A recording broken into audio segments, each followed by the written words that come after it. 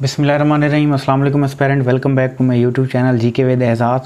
Aspirant, आज के इस लेक्चर में हम 1973 का जो कॉन्स्टिट्यूशन है इसको डिस्कस करेंगे। इससे पहले वाली जो दो वीडियोस थी, जिसमें पहली वीडियो में हमने 1956 कॉन्स्टिट्यूशन को डिस्कस किया था और जो नेक्स्ट उससे जो सेकंड वाली वीडियो थी उसमें हमने 1962 के कॉन्स्टिट्यूशन को डिस्कस किया था। तो अगर आप ये 1973 का कॉन्स्टिट्यूशन अच्छे तरीके से समझना चाहते हैं तो उससे पहले आपको ये जो दो वीडियोस हैं ये आप लाजमी देख लें, इससे आपके जो कॉन्सेप्ट हैं वो क्लियर होंगे। तो अब हम देखते हैं 1973 के कॉन्स्टिट्यूशन को। अगर हम ये 1973 का जो कॉन्स्टिट्यूशन है इसको देखें तो ये constitution given by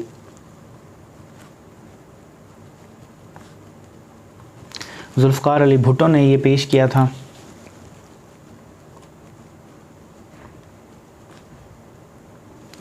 Zulfikar Ali Bhutto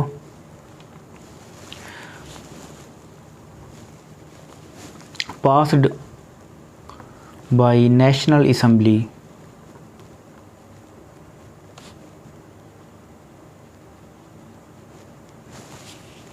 on 10 अप्रैल 1973। ये असम्बली से ये पास होता है 10 अप्रैल 1973 को और इसको फिर प्रेसिडेंट के पास भेजा जाता है।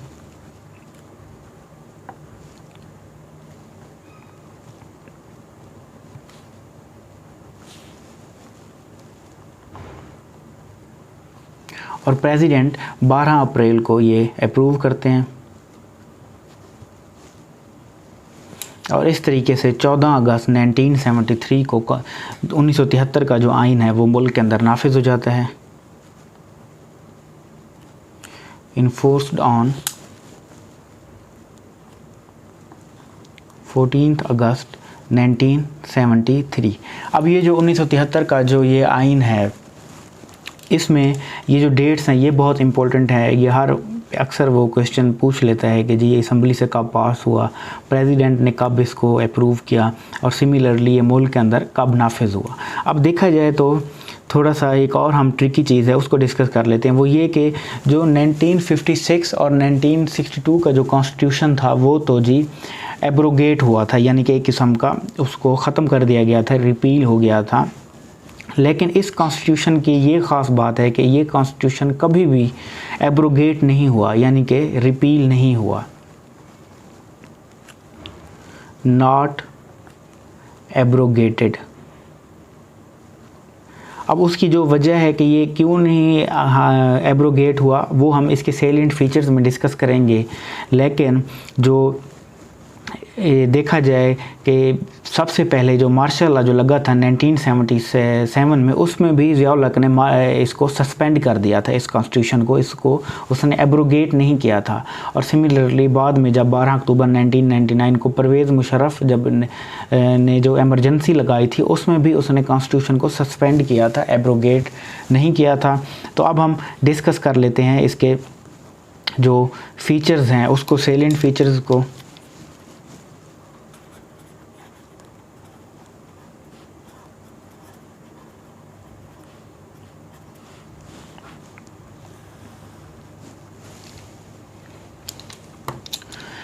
सबसे पहले इसके हम लिख लेते हैं जी आर्टिकल्स। जो इसके जो टोटल आर्टिकल्स हैं वो हैं 280।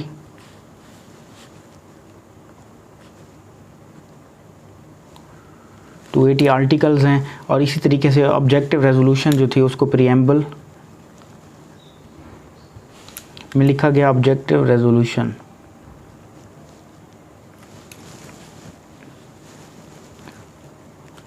was included in preamble and made substantive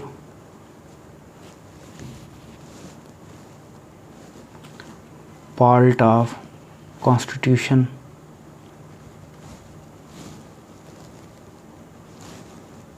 with introductory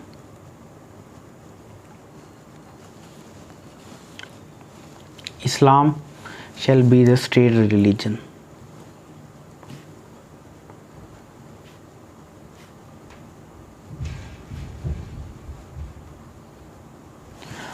अब 1973 का जो कॉन्स्टिट्यूशन है उसमें जो सबसे जो मेन जो चीज़ जो थी वो ये थी कि इस कॉन्स्टिट्यूशन के तहत इस्लाम को सरकारी मज़हब का दर्जा दे दिया गया। जबकि अगर आप देखें जो 1956 का कॉन्स्टिट्यूशन था उसमें कहीं भी ये नहीं लिखा गया था कि जी जो इस्लाम है वो सरकारी मज़हब होगा, या 1962 के कॉन्स्टिट्यूशन में। तो आपने ये चीज़ याद रखनी है कि पाकिस्तान को पहली मरतबा जो इस्लामिक रिपब्लिक ऑफ पाकिस्तान का नाम था वो तो 1956 में दिया गया था, लेकिन जो इस्लाम को सरकारी मज़हब जो है स्टेट रिलीजन वो 1973 के कॉन्स्टिट्यूशन में दिया गया। तो इसका मतलब है कि जो स्टेट रिलीजन है वो इस्लाम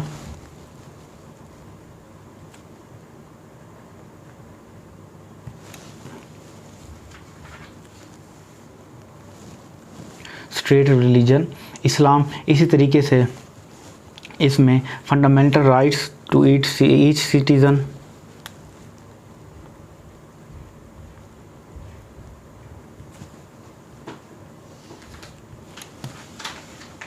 to each citizen of Pakistan. अब इस आइन में एक और मेन चीज़ वो ये कि इसमें बाई कैमरल लेजिस्लेटिव इंट्रोड्यूस किया गया।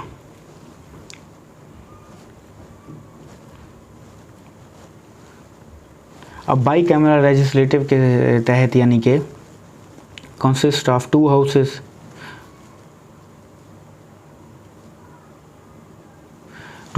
अब ये जो दो हाउस होंगे इसमें एक सेनेट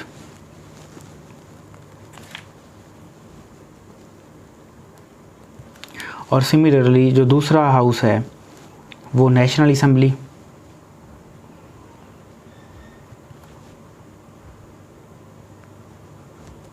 अब सेनेट को कहा जाता है जी अपर हाउस और नेशनल असेंबली को कहा जाता है जी लोअर हाउस, यानी कि ऐवान बाला और ऐवान ज़ेरी उर्दू में। अब जब ये सेनेट के जब ये बना तो सेनेट के जो पहले जो चेयरमैन है उस वक्त फर्स्ट चेयरमैन सेनेट वो बने जी हबीबुल्ला खान।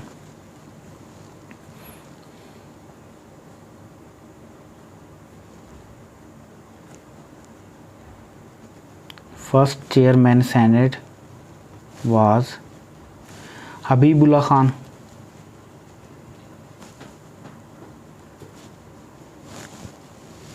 अब इसी तरीके से अगर देखा जाए कि ये जो सेनेट थी इसकी स्टार्ट में शुरू में तो इसकी जो सीट्स थी वो थी 45। फिर 45 के बाद इसकी जो सीट्स हैं वो फिर बाद में हुई जी 1977 के अंदर 87। फिर 1985 में इसकी फिर बढ़ा के 100 कर दी गई। फिर 2002 में इसकी फिर 104। इसी तरीके से जो 2011 है उसमें इसकी 104 सीट्स कर दी गई। और अब जो 25th जो अमेंडमेंट हुई है उसके तहत जो सेनेट की जो सीट्स होंगी वो कितनी होंगी जी 96 होंगी। तो करंट अफेयर से रिलेटेड और एग्ज़ाम में आपने ये चीज़ याद रखनी है कि 25वीं तरमीम के बाद जो सेनेट की जो टोटल सीट्स होंगी वो अब कितनी हुआ करेंगी 96 हुआ करेंगी। इसी तरीके से जो नेशनल असेंबली है इसकी जो टोटल सीट्स हैं वो 342 हैं। तो नेशनल असेंबली की हम जो सीट्स हैं वो हैं जी 342। सिमिलरली जो अपर हाउस जो सेनेट की जो सीट्स हैं वो हैं कितनी जी 96। अब ये जो 96 हैं ये 25वीं तरमीम के बाद। तो ये आपने याद रखना है 25th अमेंडमेंट। अब अमेंडमेंट्स इन कॉन्स्टिट्यूशन इसके ऊपर एक अलग लेक्चर हम बनाएंगे और वो भी बहुत जल्द अपलोड होगा। तो ये आपने चीज़ याद रखनी है कि जो सेनेट की जो मेंबरान हैं अब वो कितने होंगे 96 होंगे। इसी तरीके से जो नेशनल असेंबली है वो उसमें जो मेंबरान की तादाद है वो कितनी होगी 342। अब इस कॉन्स्टिट्यूशन के तहत जो हमारी जो कौमी ज़बान थी जो नेशनल लैंग्वेज थी वो उर्दू थी।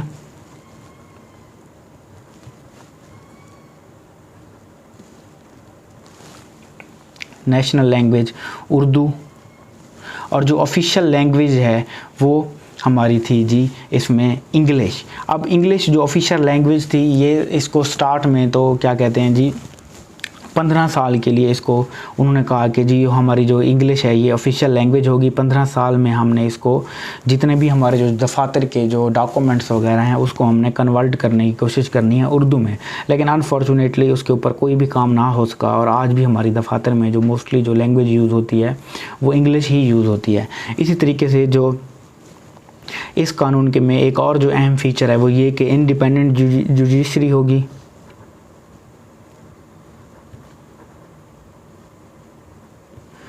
अब जुडिशरी को इस कॉन्स्टिट्यूशन के तहत ये अख्तियार हासिल है कि अगर कोई आइन के अंदर अगर कोई तरमीम वगैरह होती है या कोई भी इसमें कोई इशू है, अगर जो सुप्रीम कोर्ट या हाई कोर्ट कोई भी केस पे आज खुद नोटिस लेना चाहती है तो वो भी ले सकती है। इसी तरीके से जो जजेस की जो सिक्योरिटी है उसकी भी इस कॉन्स्टिट्यूशन के तहत गारंटी दी गई। इसी तरीके से मुल्क के अंदर फेडरल सिस्टम होगा।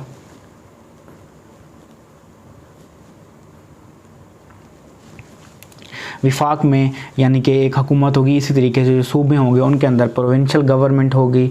और इसी तरह अगर हम देखें तो ये जो कॉन्स्टिट्यूशन है इसको ये एक किस्म का रिजिड कॉन्स्टिट्यूशन है।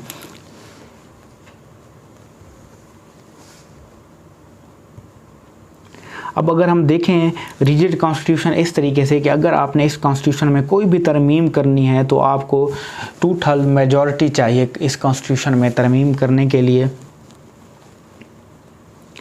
2/3 majority needed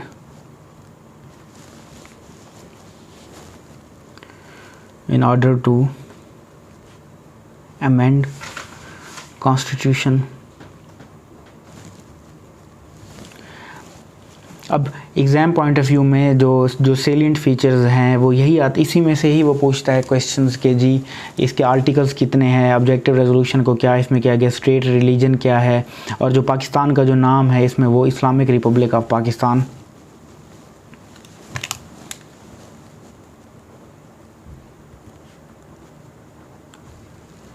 Islamic Republic of Pakistan रखा गया। अगर हम इस कॉन्स्टिट्यूशन को देखें, इसका अगर हम कंक्लूजन निकालें तो ये उन दो कॉन्स्टिट्यूशन से ये कदरे बेहतर ये कॉन्स्टिट्यूशन है।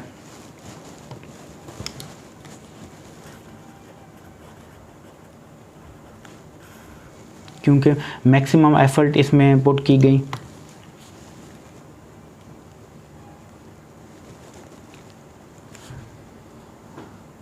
Maximum efforts made to improve character of constitution।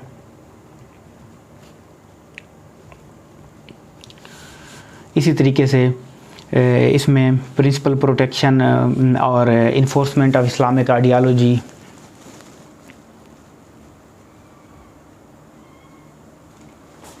Enforcement of Islamic ideology, PM और प्रेसिडेंट का मुसलमान होना,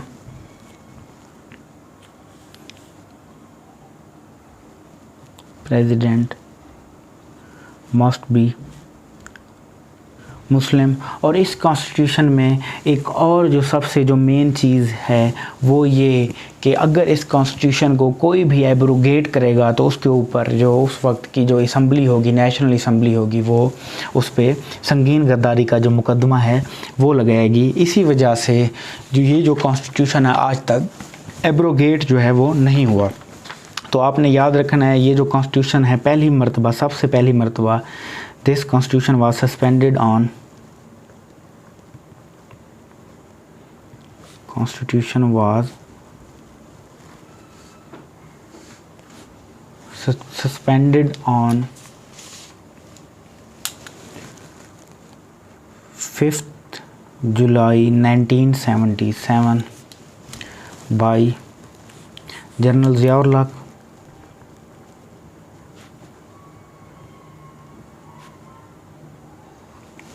तो ये मुल्क के अंदर थर्ड मार्शल लॉ था।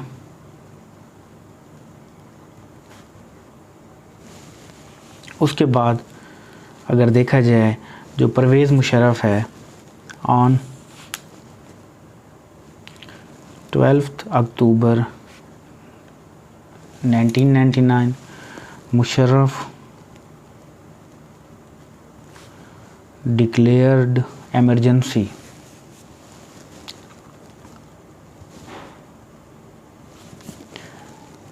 and again constitution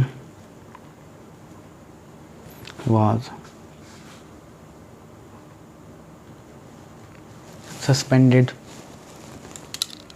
अब उसके बाद इसके हम जो आर्टिकल्स हैं 2-3 उनको हम देख लेते हैं। उसमें से एक आर्टिकल जो है इसमें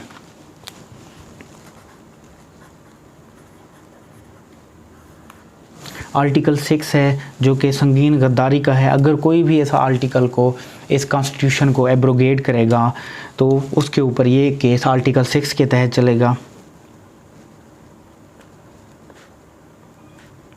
आर्टिकल 6 जो है ये है ट्रायन, संगीन गद्दारी,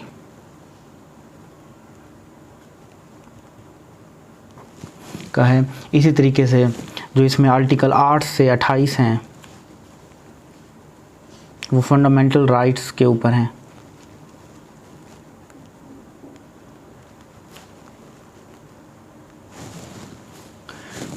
इसी तरीके से आर्टिकल 245 जो है वो army to civil aid, army अगर कोई भी जंजला आ जाता है, खुदा ना खास्ता कोई भी अगर कोई आफत आ गई है, कोई भी मुश्किल आ गई है तो आर्मी को अगर सिविलियन हुकूमत बुलाना चाहे तो आर्टिकल 245 के तहत बुलाती हैं।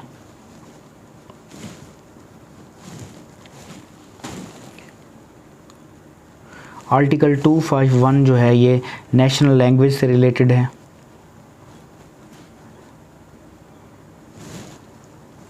इसी तरीके से आर्टिकल 257 जो है ये कश्मीर से रिलेटेड है। अब इस तरीके से 1973 कॉन्स्टिट्यूशन से रिलेटेड जो हमारा जो लेक्चर है वो भी मुकम्मल हुआ। इसमें आप देख लें कि ये आपने डेट्स याद रखनी है कि ये कॉन्स्टिट्यूशन असम्बली से कब पास हुआ, प्रेसिडेंट ने कब इसको अथेंटिकेट किया और ये इन्फोर्स कब हुआ, जो इसके टोटल आर्टिकल्स कितने हैं, स्टेट रिलीजन इसमें क्या था, फंडामेंटल राइट्स इसमें वो थे, और बाई कैमरल लेजिस्लेटिव में कितने आते हैं, अपर हाउस और हो गया और लोअर हाउस हो गया, फिर उनकी तादाद। इस तरीके से इंडिपेंडेंट जुडिशरी थी। अगर आपने कॉन्स्टिट्यूशन में कोई भी चेंजिंग आपने करनी है तो आपको 2/3 मेजॉरिटी चाहिए इसमें। और ये जो कॉन्स्टिट्यूशन है 2 बार ये सस्पेंड हुआ है। पहली मरतबा जनरल ज़िया-उल हक ने 5 अक्टूबर 1977 को, इसी तरीके से दूसरी मरतबा 12 अक्टूबर 1999 को।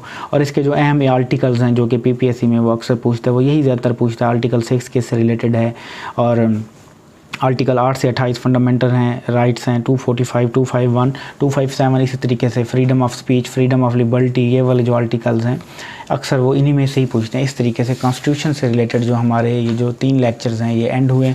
उम्मीद करता हूँ आपको ये लेक्चर्स अच्छे तरीके से समझ आए होंगे। अगर आपको ये वीडियो अच्छी लगी है तो इस वीडियो को लाइक करें, शेयर करें और कमेंट ज़रूर कीजिएगा। अपना ख्याल रखिएगा। अल्लाह हाफ़िज़।